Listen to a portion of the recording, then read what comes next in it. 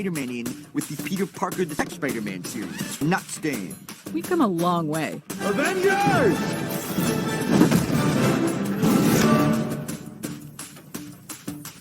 Assemble.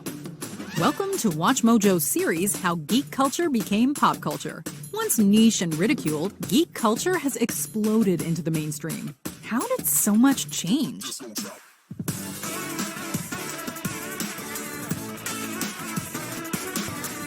Join us, comics, video games, anime, and nerd heroes became pop culture staples.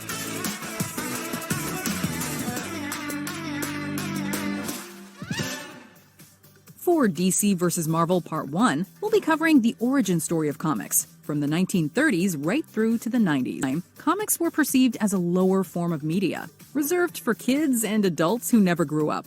Today, comics have not only inspired multiple billion-dollar franchises, but also superhero mythologies have taken over pop culture. How did we get from panel A to panel Z? You could argue that comics are as old as Egyptian hieroglyphs and other ancient texts. The art form wouldn't truly start to materialize, though, until printed media entered the equation. You read these in your spare time? While comics have been printed in magazines and newspapers since the 19th century, the first true modern comic book wasn't published until 1934. Famous funnies provided a stepping stone between the original newspaper funnies and comic books. That same year, two highly influential names emerged. Pulp magazine writer Malcolm Wheeler Nicholson founded National Allied Publications, which would eventually evolve into DC Comics. Meanwhile, King Features Syndicate introduced readers to a space hero named Flash Gordon, who was created to compete with the Buck Rogers strip. Flash Gordon! Alive!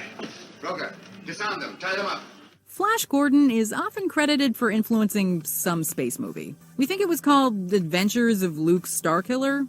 Anyway, Gordon also inspired several game-changing comic creators, including two kids from Ohio named Jerry Siegel and Joe Shuster. In